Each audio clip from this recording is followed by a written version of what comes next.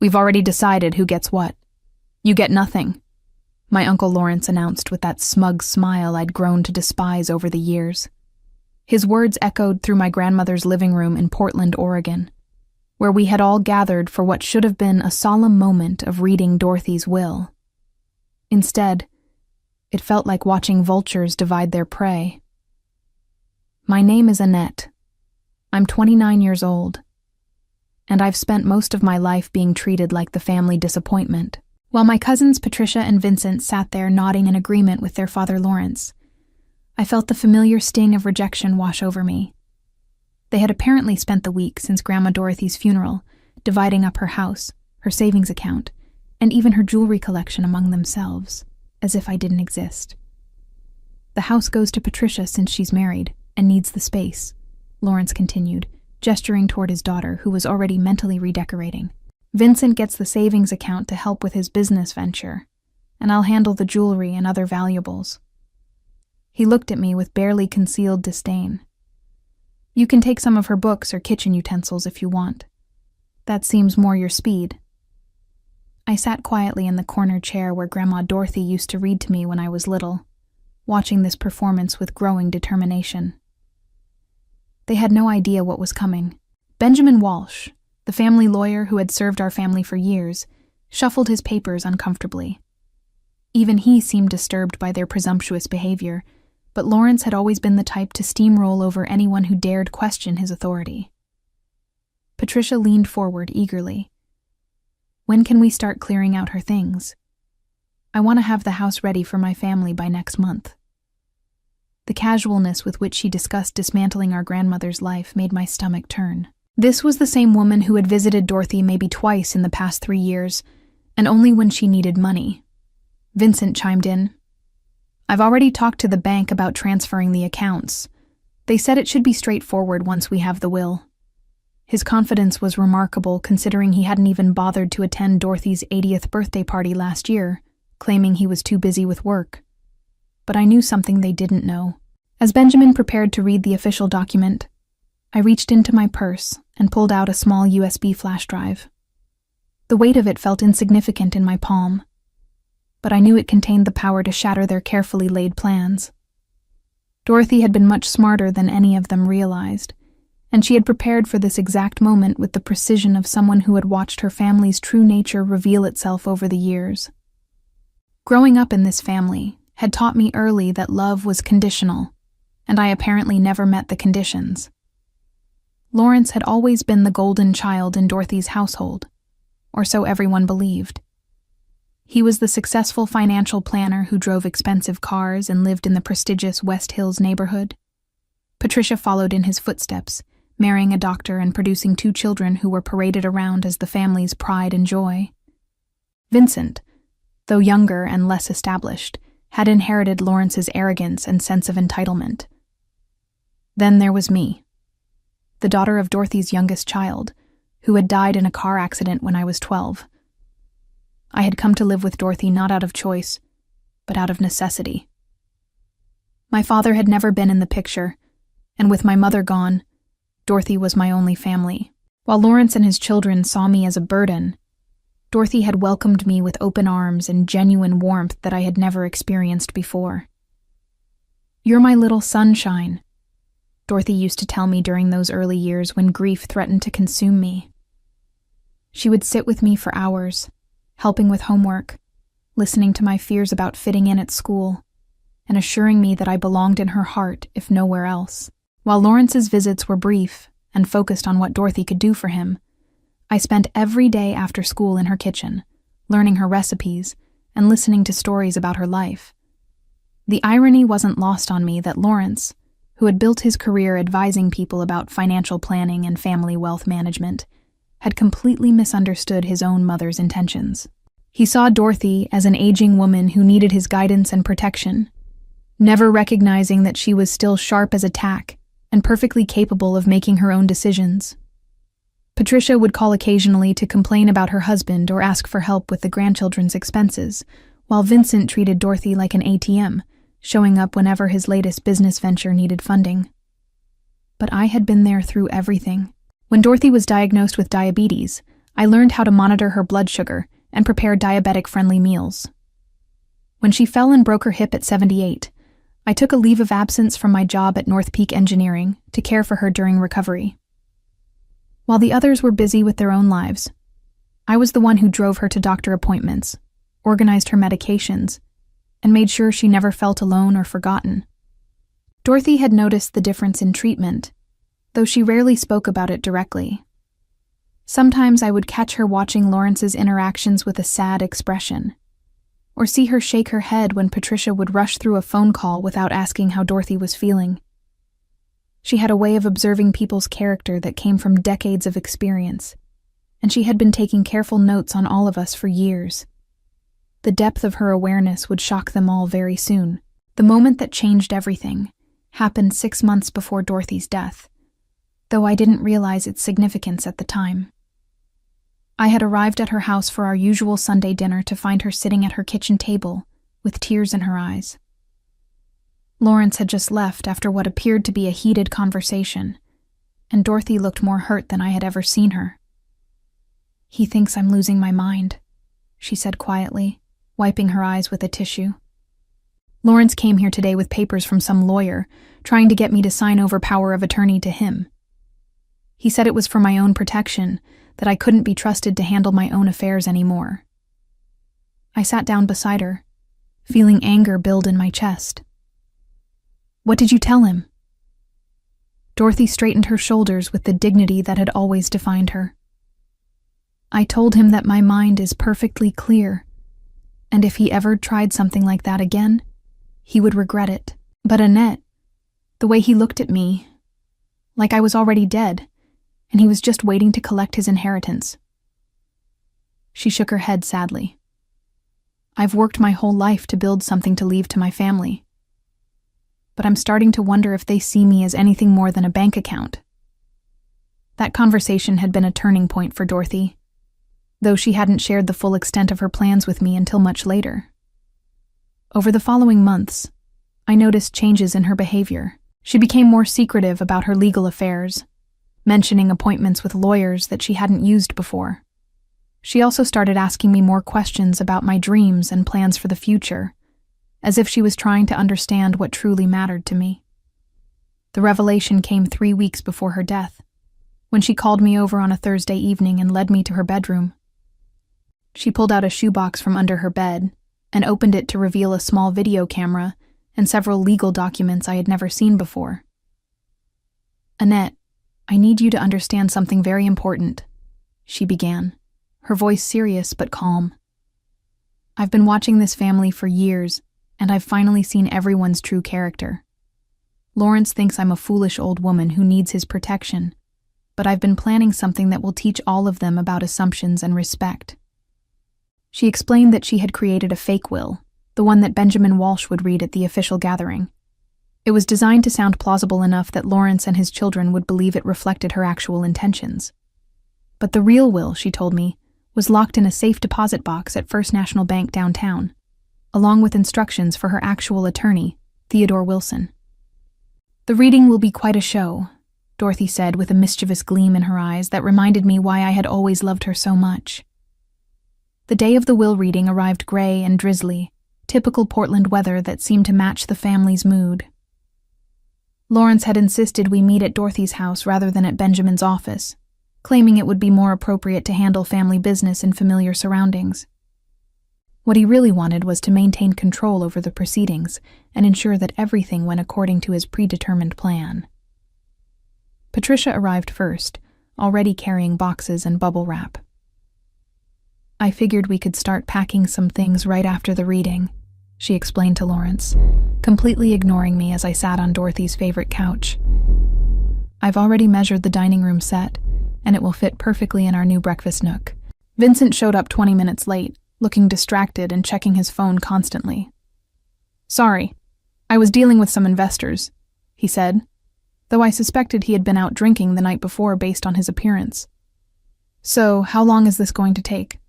I have a conference call at 3. The casual disregard they showed for Dorothy's memory made my heart ache, but it also strengthened my resolve.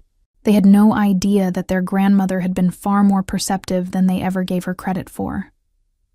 While they saw an aging woman who needed their guidance, Dorothy had been carefully orchestrating a lesson about character and consequences that would reshape their understanding of family dynamics forever.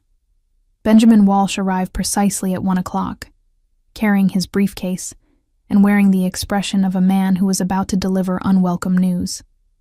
He had worked with our family for over 15 years, handling various legal matters, and I could tell he was uncomfortable with Lawrence's presumptuous behavior.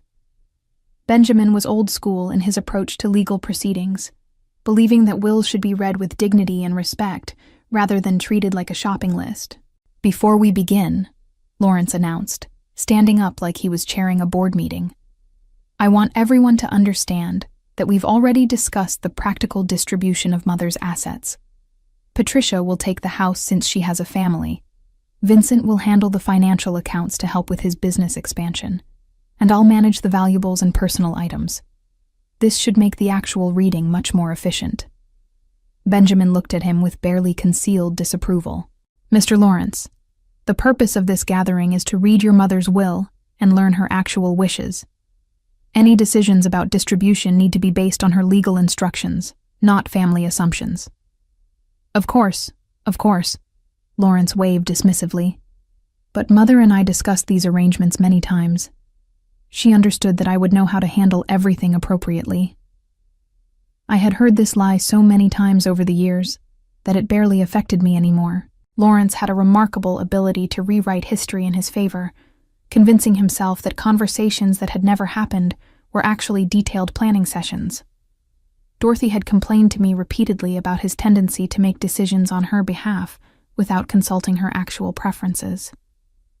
Patricia was already taking pictures of various pieces of furniture with her phone, while Vincent had wandered into the kitchen to examine Dorothy's collection of vintage appliances. Their behavior was so callous that even Benjamin seemed taken aback by their lack of basic decorum. This was supposed to be a moment of honoring Dorothy's memory and learning about her final wishes, but they had turned it into a treasure hunt. As Benjamin opened his briefcase and pulled out the official-looking document that would serve as the fake will, I felt in my purse for the USB drive Dorothy had given me. The weight of it seemed to pulse with anticipation, like a heartbeat counting down to the moment when everything would change. Dorothy's plan was about to unfold exactly as she had designed it, and I was the only one in the room who understood what was coming. Benjamin cleared his throat and began reading the fake will in his formal legal voice. "I, Dorothy Elizabeth Morrison, being of sound mind and body, do hereby declare this to be my last will and testament." The document was carefully crafted to sound authentic, while containing just enough ambiguity to make Lawrence and his children confident in their predetermined arrangements. As Benjamin read through the standard legal language about debts and funeral arrangements, I watched Lawrence's expression grow increasingly satisfied. Patricia was nodding along, mentally calculating the value of various bequests, while Vincent seemed bored by the formalities and eager to get to the financial details. None of them noticed that Benjamin kept glancing at me with a curious expression, as if he sensed there was more to this situation than met the eye. "To my son Lawrence," Benjamin continued, "I leave my personal jewelry collection and household furnishings, recognizing his responsibility as head of the family." Lawrence actually smiled at this, probably already planning how to liquidate Dorothy's diamond rings and gold bracelets. "To my granddaughter Patricia, I leave my house and property, trusting that she will make good use of the space for her growing family." Patricia practically bounced in her chair with excitement. "I knew she would understand," she whispered to Vincent. "Grandma always said the house should stay in the family." This was completely untrue. Dorothy had never expressed any such sentiment to me, and I had spent far more time with her than Patricia had over the past decade. But Patricia had a gift for creating false memories that supported her desires, much like her father. "To my grandson Vincent," Benjamin read, "I leave my savings and investment accounts, hoping that he will use this foundation to build a successful future." Vincent finally looked up from his phone, showing the first real interest he had displayed since arriving. Dorothy's accounts contained nearly $50,000, which would be a significant boost to whatever business scheme he was currently pursuing. Then Benjamin reached the section that Lawrence had been waiting for. "Regarding my granddaughter Annette," he read, and I could feel the family's attention shift toward me with barely concealed smugness. "I recognize that she has been a devoted companion during my later years, and I hope she will find comfort in the knowledge that our time together was meaningful to me." The patronizing tone of this section was exactly what Lawrence would have expected from what he considered Dorothy's sentimental nature. Patricia actually rolled her eyes, while Vincent smirked. They saw this as confirmation that I would receive nothing of significant value, just empty words about emotional support and devotion. "However," Benjamin continued, and something in his voice made me realize he was about to deviate from the script. "Before we conclude this reading, there is one additional item to address." He looked directly at me.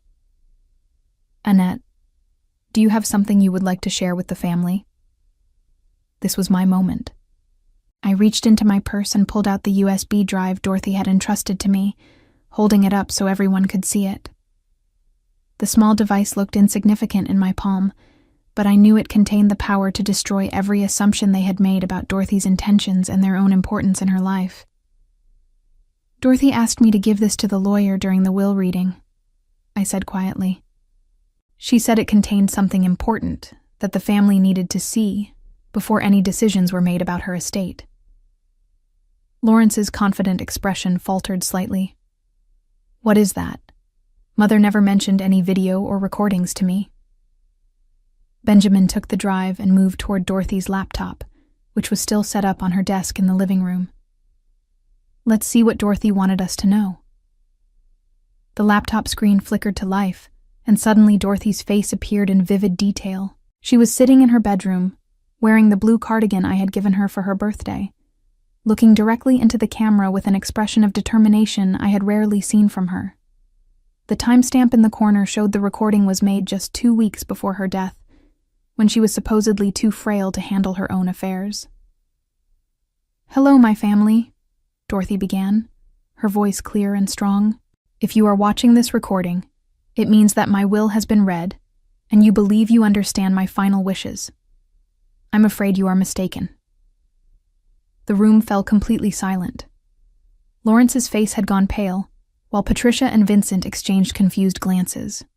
Benjamin leaned forward, clearly as surprised as everyone else by this development. "I have spent the past several months watching all of you reveal your true characters," Dorothy continued, "and I must say that I am deeply disappointed in what I have observed. Lawrence, you have treated me like an incompetent child who needs your protection, while constantly pressuring me to sign over control of my assets to you. You see me as a burden to be managed rather than a person deserving of respect." Lawrence shot up from his chair. "This is ridiculous." Mother was clearly confused in her final weeks. She was on medication that affected her judgment. Dorothy's voice from the recording seemed to respond directly to his objection. "I know that some of you will claim this recording was made during a period of mental incompetence, but let me be very clear about my state of mind. Last week, I completed complex mathematical calculations with my financial advisor, revised my insurance policies, and had a lengthy discussion with my doctor about treatment options. My mind is perfectly sharp, and my decisions are based on years of careful observation." Patricia was staring at the screen in horror. "Grandma, what are you saying? We've always tried to take care of you." "Patricia," Dorothy's image continued, as if she could hear the protest. "You have visited me exactly 12 times in the past 3 years, and most of those visits were requests for financial assistance. You complained to your father that spending time with me was inconvenient, and you only showed interest in my house when you decided you wanted a larger home for your family. Your concern for my welfare has always been secondary to your concern for what you could gain from our relationship." The accuracy of Dorothy's observations was devastating. I remembered several occasions when Patricia had indeed complained about having to visit, treating it like an obligation rather than an opportunity to spend time with someone who loved her.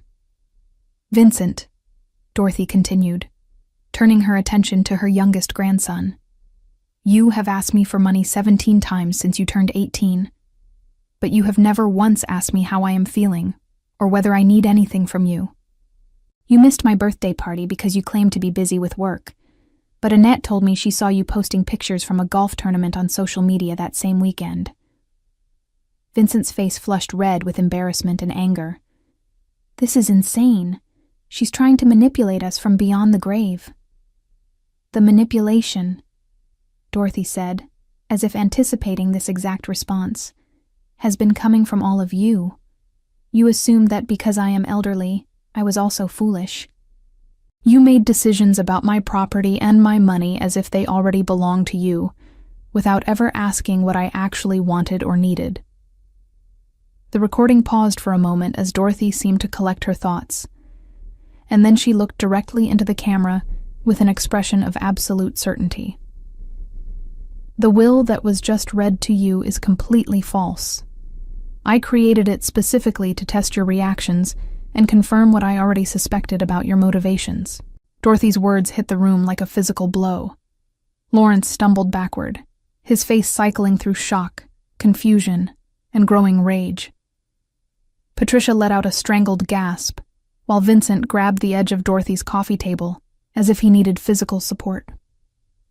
My real will, Dorothy continued from the screen, is currently locked in safe deposit box number 247 at First National Bank on Southwest Morrison Street. It has been there for 3 months, along with detailed instructions for my actual attorney, Theodore Wilson, who works with the firm of Wilson and Associates downtown. This can't be legal, Lawrence sputtered, his voice cracking with desperation. Benjamin, surely this doesn't override the official will. This could be anyone on that video. It could be doctored or fake. Benjamin was staring at the screen with fascination and growing respect. Actually, Lawrence, if this recording can be authenticated and if there is indeed another will that was executed properly, then yes, it would supersede any previous documents. Dorothy smiled on the screen, an expression of quiet satisfaction that I remembered from the times when she had outmaneuvered Lawrence during family arguments. I know you are probably questioning the authenticity of this recording, so I have included several details that only I would know. Lawrence, you have a scar on your left shoulder from falling off your bicycle when you were 9 years old, trying to impress Sally Henderson from down the street. Patricia, you still sleep with the stuffed rabbit I gave you when you were 6, though you told your husband you threw it away years ago. Vincent, you borrowed $200 from me last Christmas and claimed it was for your mother's gift, but you actually spent it on lottery tickets. Each revelation was like a precision strike. I watched their faces change as they realized Dorothy had been far more observant and aware than they had ever imagined. She had been collecting these details for years, storing them away as proof of her mental acuity for exactly this moment. Annette, Dorothy said, turning her attention to me through the camera, has been my true companion and support for the past 17 years. While the rest of you were busy with your own lives, she spent every day making sure I was comfortable, healthy, and never lonely.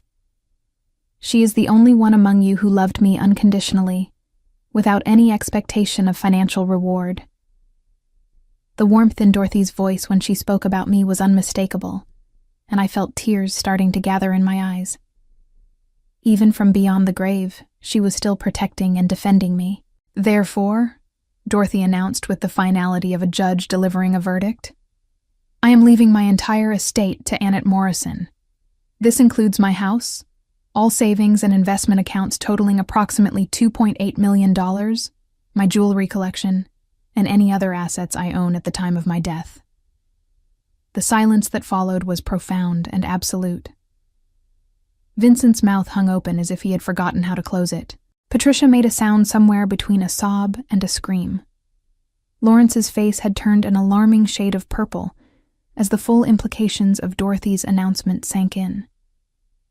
Furthermore, Dorothy continued, clearly enjoying the thoroughness of her revelation, I want all of you to understand that this decision was not made in anger or spite, but after careful consideration of how each of you has treated me throughout my life. Annette earned this inheritance through 17 years of genuine love, care, and devotion. The rest of you assumed you would receive it simply because you exist. At that moment, As if Dorothy had orchestrated every detail with supernatural precision, the house phone rang. Benjamin glanced at the caller ID and his eyebrows rose in surprise. "It's Wilson and Associates," he announced. The timing was so perfect, it almost seemed impossible. But I remembered Dorothy's obsession with punctuality and her love of dramatic timing. She had clearly calculated exactly how long the fake will reading and video playback would take, down to the minute. Benjamin answered the phone and put it on speaker. "This is Theodore Wilson from Wilson and Associates. I was instructed by my client Dorothy Morrison to contact this number at exactly 2:30 p.m. today, 30 minutes after her scheduled will reading. Is the Morrison family present?" "We're all here," Benjamin replied, his voice carefully professional despite the chaos surrounding him. "Excellent. I have Dorothy Morrison's actual last will and testament in my possession, and I need to schedule an appointment to execute her final wishes properly." Lawrence found his voice at last, though it came out as barely more than a croak. "This is fraud. This whole thing is a setup." "Sir," Theodore Wilson replied calmly, "I have been working with Dorothy Morrison for the past 4 months to ensure that her final wishes were legally sound and properly documented. Every aspect of this process has been reviewed by multiple attorneys and notarized according to Oregon state law. If you would like to contest the will, that is certainly your right, but I assure you that everything was done correctly." Patricia finally spoke, her voice shaking with rage and disbelief. "Annette, did you know about this? Did you help her plan this whole charade?" I looked at each of them calmly, feeling a peace I hadn't experienced in years. Dorothy had given me more than just an inheritance. She had given me validation and justice after a lifetime of being treated as lesser than. Dorothy told me about her plans 3 weeks before she died. She wanted me to understand what was happening and why she had made these decisions. "You manipulative little witch," Lawrence spat, his composure finally cracking completely. "You poisoned her mind against her own family. You turned our mother into a stranger." "No, Uncle Lawrence," I replied quietly. "You did that all by yourselves." The Dorothy on the screen seemed to have one final message, as if she had anticipated even this exchange.